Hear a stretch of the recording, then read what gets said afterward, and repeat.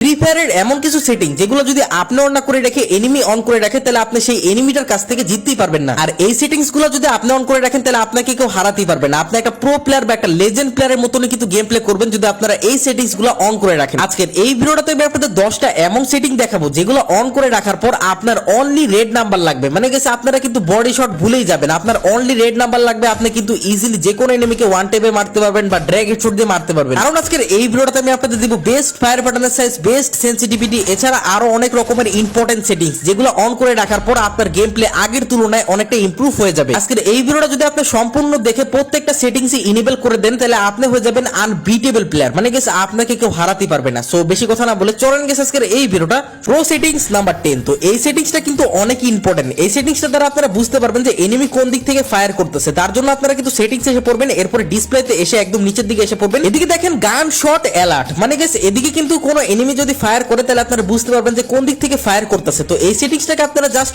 On করে দিবেন, এটা কিন্তু আপনাদের অফ দেওয়া থাকবে। এদিকে দেখেন এনিমিরা কোন দিক থেকে ফায়ার দিছে সেটা কিন্তু বুঝাই দিছে গান শট অ্যালার্টের কারণে। Pro settings number 9। তো আচ্ছা গাইস, নেটে যদি আপনাদের ভালো না চলে তাহলে আপনারা কিভাবে গেমটা খেলবেন? তো নেট অবশ্যই ভালো করার জন্য আপনাদের কিন্তু একটা সেটিংস করতে হবে। তার জন্য আপনারা সেটিংস এসে পড়বেন, তারপর আপনারা কিন্তু নেটওয়ার্কে ক্লিক করে নেটওয়ার্কে এসে পড়বেন। যেমন দেখতে পারতেছেন আমি কিন্তু নেটওয়ার্কে এসে পড়ছি। এরপরে দেখতে পাবেন যে অপটিমাইজেশনের একটা সেটিংস আছে। এই সেটিংসটা কিন্তু মোস্ট ইম্পর্টেন্ট, এটা কিন্তু আপনাদের অফ দেওয়া থাকবে, এটা আপনারা জাস্ট অন করে দিবেন। বর্তমানে যারা যারা বাংলা লিগ অথবা রবির সিমে খেলেন তারা কিন্তু গেমটাকে খেলতেই পারতেছে না নেট প্রবলেমের জ্বালায়। তো আপনারা অবশ্যই এই যে অপটিমাইজেশনের সেটিংসটাকে অন করে দেখবেন যে আপনাদের নেট প্রবলেম কিন্তু অনেকটাই সলভ হয়ে যাবে। তাও যদি নেট প্রবলেম অনেক বেশি দেয় তাহলে আপনারা একটা যে কোনো ভিপিএন ডাউনলোড করবেন। Pro settings number 8। তো এই সেটিংসটা কিন্তু আপনাদের আইডি কে হ্যাক হওয়া থেকে বাঁচাবে। তো এই সেটিংসটাকে দেখার জন্য আপনারা কিন্তু সেটিংসে ক্লিক করবেন, এরপরে লগইন হিস্টরিতে কিন্তু একটা ক্লিক করে দিবেন। এদিকে আপনারা দেখতে পাবেন যে আপনার অ্যাকাউন্টটা মানে আপনার ফ্রি ফায়ারের আইডিটা কোন কোন ডিভাইসে লগইন আছে। যদি দেখেন যে আননোন কোন ডিভাইসে লগইন আছে, মানে যে ডিভাইসটা আপনি কোনোদিনও লগইন করেননি, তাহলে কিন্তু এই যে log out from all option একটা ক্লিক করে দিবেন। এই লগ আউট ফ্রম অল অপশনে ক্লিক করলে কিন্তু একটা কনফার্মেশন চাবে, মানে গেছে আপনি কি প্রত্যেকটা ডিভাইস থেকে আপনার ফ্রি ফায়ার অ্যাকাউন্টটা লগ আউট করতে চান। যদি আপনি করতে চান তাহলে এদিকে কনফার্মে ক্লিক করবেন। কনফার্মে ক্লিক করলে কিন্তু প্রত্যেকটা ডিভাইস থেকে আপনার ফ্রি ফায়ারের আইডিটা লগ আউট হয়ে যাবে। তারপর আপনার আইডি পাসওয়ার্ডটা আপনি চেঞ্জ করে কিন্তু আবার আপনার ডিভাইসে লগইন করতে পারেন। কিন্তু যদি দেখেন যে আপনারই ডিভাইসে লগইন আছে তাহলে কিন্তু লগ আউট করার কোনো মানেই হয় না। Pro settings number 7। তো এই সেটিংসটা কিন্তু হলো আপনার ফায়ার বাটনের সাইজ। তো আপনার ফায়ার বাটনের সাইজ যদি অনেক বেশি বড় থাকে তাহলে কিন্তু আপনার বডি শটই লাগবে। যেমনটা দেখতে পারতেছেন ব্যাকগ্রাউন্ডের গেমপ্লেতে আমার ফায়ার বাটনের সাইজ দেখেন কতটা বড়। এই কারণে কিন্তু আমি হেডশট মারতে পারতেছি না, ম্যাক্সিমাম শটগুলো কিন্তু এনিমির বডিতে গিয়ে কিন্তু আটকা যেতেছে। এই কারণে কিন্তু এখন আমি ফায়ার বাটনের সাইজটা একটু ছোট করব। তো এদিকে দেখেন আমার ফায়ার বাটনের সাইজটা কিন্তু 70 আসলে আমি কিন্তু 60 করে দিলাম। তো 60 ফায়ার বাটনের সাইজটা রাখার পর আমার কিন্তু মোটামুটি হেডশট লাগতেছিল, কিন্তু আবার বডি শটও কিন্তু লাগতেছিল, মানে বেশিরভাগ কিন্তু বডি শটই লাগতেছিল আর ম্যাক্সিমাম টাইমে কিন্তু আমার হেডশট লাগতেছিল না। ঠিক আছে, এজন্য কিন্তু আমার ফায়ার বাটনের সাইজটা আমি আরেকটু কমাই কিন্তু 50 করে দিলাম। তো দেখা যাক 50 ফায়ার বাটনের সাইজ রাখার পর আমার কেমন হেডশট লাগে। 50 ফায়ার বাটনের সাইজ রাখার পর আমার কিন্তু ম্যাক্সিমাম গুলিগুলো কিন্তু এনিমির হেডশটে লাগতেছিল, মানে ওয়ান টেপ হেডশট কিন্তু লাগতেছিল। আপনাদের জন্য কিন্তু 50 ফায়ার বাটনের সাইজটা কিন্তু পারফেক্ট নাও হতে পারে, কারণ সবার ডিসপ্লে সাইজ কিন্তু একরকম না। আমার মোবাইলের ডিসপ্লে সাইজটা কিন্তু অনেক বেশি বড়, এই কারণে কিন্তু আমি 50 ফায়ার বাটনের সাইজে খেলি, কারণ এটা কিন্তু আমার জন্য একদম পারফেক্ট হয়। আর যদি আপনাদের মোবাইলের ডিসপ্লে সাইজটা অনেক বেশি ছোট হয় তাহলে আপনারা কি করবেন, 50 রাখবেন না, আপনারা কিন্তু 40 অথবা 45 বা 30ও রাখতে পারেন। ঠিক আছে। Pro settings number 6। তো এই সেটিংসটা হলো আপনার সেনসিটিভিটি। আপনার সেনসিটিভিটি যদি পারফেক্ট না থাকে তাহলে আপনি যতই ভালোভাবে ড্র্যাগ করেন না কেন অথবা যতই আপনার ভালো ফায়ার বাটনের সাইজ থাকে না কেন আপনার কিন্তু হেডশট লাগবে না। অবশ্যই আপনার ডিভাইসের র‍্যাম অনুযায়ী কিন্তু একটা পারফেক্ট সেনসিটিভিটি রাখতে হবে। তো আপনার ডিভাইসের র‍্যাম অনুযায়ী আপনি কেমন সেনসিটিভিটি রাখবেন এটা কিন্তু আমি আপনাদের এখন দেখাইতেছি। আপনারা যারা যারা 1GB আর 2GB র‍্যামের মোবাইলে খেলেন তারা কিন্তু general red dot 2x 4x প্রত্যেকটা সেনসিটিভিটিকে 200 করে দিবেন, তাহলে দেখবেন যে আপনাদের কিন্তু 100% হেডশট লাগবে। আর যারা যারা 3GB আর 4GB র‍্যামের মোবাইলে খেলেন তারা কি করবেন, যে জেনারেল আছে এটাকে কিন্তু আপনারা 180 করে দিবেন, আর রেড ডট কে আপনারা কিন্তু 170 করে দিবেন, আর 2x কে আপনারা কিন্তু 160 করে দিবেন, এরপরে 4x কে আপনারা কিন্তু সেম টু সেম 160 করে দিবেন। এই সেনসিটিভিটি রাখার পর 3GB আর 4GB র‍্যামের ডিভাইসগুলোতে কিন্তু একদম পারফেক্ট ভাবে হেডশট লাগবে। আর যারা যারা 6GB এবং 8GB র‍্যামের মোবাইলে খেলেন তারা কি করবেন, জেনারেল সেনসিটিভিটিকে আপনারা 150 রাখবেন, রেড ডট কে আপনারা কিন্তু 140 রাখবেন, 2x আর 4x এই দুটাকে আপনারা কিন্তু 130 করে দিবেন। এটা কিন্তু 6GB আর 8GB র‍্যামের মোবাইলের জন্য বর্তমানে একটা পারফেক্ট সেনসিটিভিটি। দেখেন গাইস, আমি আপনাদের যে সেনসিটিভিটি গুলো দিলাম এগুলা কিন্তু একদম পারফেক্ট সেনসিটিভিটি আপনাদের ডিভাইসের র‍্যাম অনুযায়ী। কিন্তু গাইস তাও যদি আপনাদের হেডশট না লাগে তাহলে আপনারা একটা কাজ করতে পারেন, তাহলে আপনারা কিন্তু 5 থেকে 10 সেনসিটিভিটি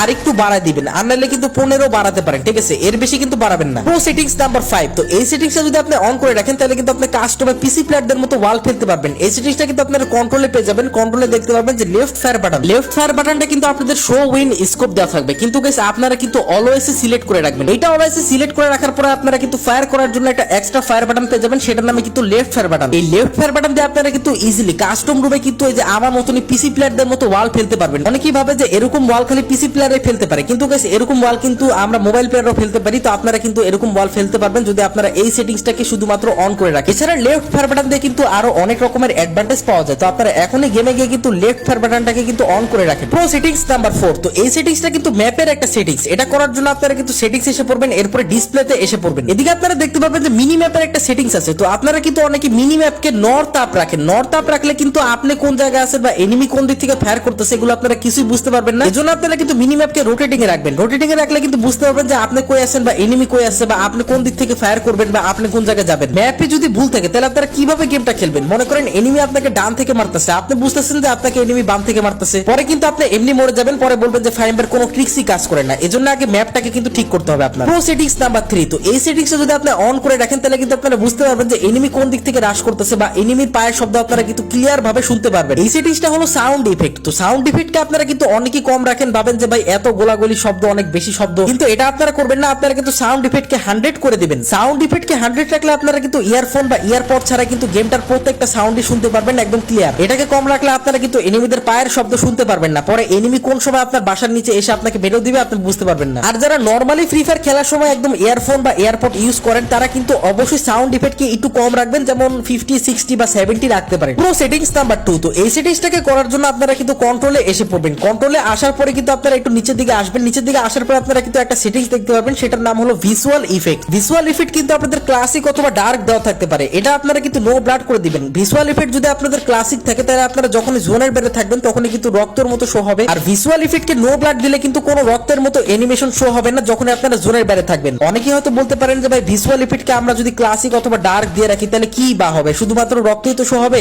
আসলে গাইস ভিজুয়াল ইফেক্ট যদি আপনারা ক্লাসিক অথবা ডার্ক দেন তাহলে কিন্তু আপনার মোবাইলটা অনেক গুণ ল্যাগ দিবে। এছাড়া গাইস ভিজুয়াল ইফেক্ট যদি আপনারা ক্লাসিক অথবা ডার্ক দেন তাহলে কিন্তু স্ক্রিনে রক্তের মতো শো হওয়ার কারণে আপনারা মনে করেন জোন থেকে বের হইতেছেন, জোন থেকে বেরোর সময় আপনারা সামনের এনিমিগুলোকে দেখতে পাবেন না। এজন্য আপনারা কিন্তু ভিজুয়াল ইফেক্টকে নো ব্লাড দিয়ে রাখবেন। প্রো সেটিংস নাম্বার 1, তো এই সেটিংসটা কিন্তু মোস্ট ইম্পর্টেন্ট। এটা যদি আপনারা না করে রাখেন তাহলে কিন্তু আপনার ফ্রি ফায়ারের সেটিংসগুলো আবারও শুরু থেকে এসে পড়বে, আপনার কিন্তু আবারও এই সেটিংসগুলো করতে হবে। দেখেন গাইস ফিউচারে যদি আপনি কোনোদিন ফ্রি ফায়ার গেমটাকে ডিলিট করে দেন তাহলে কিন্তু আপনার সম্পূর্ণ সেটিংসগুলো আবারও শুরু থেকে এসে পড়বে, আপনার কিন্তু এই সেটিংসগুলো আবারও করতে হবে। তো এই ঝামেলাগুলো না করার জন্য অবশ্যই আপনার ফ্রি ফায়ারের সেটিংসগুলো কিন্তু সেভ করে রাখতে হবে। সেভ মানে গেছে আপনার আইডিতে কিন্তু সেভ থাকবে এই সেটিংসগুলো। এটা করার জন্য আপনারা সেটিংস এসে পড়বেন, এরপর দেখতে পারবেন যে সেটিং সিনস, তো এটাকে আপনারা কিন্তু জাস্ট আপলোড করে দিবেন। এটাকে আপলোড করলে কিন্তু আপনাদের সম্পূর্ণ ফ্রি ফায়ারের সেটিংসগুলো কিন্তু সেভ হয়ে যাবে। তো এটা যখনই সেভ হবে তখন আপনারা যদি আবার ফ্রি ফায়ার গেমটাকে ডিলিট করে আবার ডাউনলোড করেন, তখন আপনারা যদি আবার ডাউনলোড করেন তাহলে কিন্তু সম্পূর্ণ ফ্রি ফায়ারের সেটিংসগুলো আবারও পেয়ে যাবেন। এই সম্পূর্ণ সেটিংসগুলো ডাউনলোড করার জন্য আপনারা ডাউনলোডে ক্লিক করবেন, আপনাদের সম্পূর্ণ সেটিংসগুলো কিন্তু আবারও আগের মতো হয়ে যাবে। ঠিক আছে, আমি কিন্তু আপনাদের প্রত্যেকটা ইম্পর্টেন্ট সেটিংসই দেখাই দিচ্ছি। এখন কাজ হলো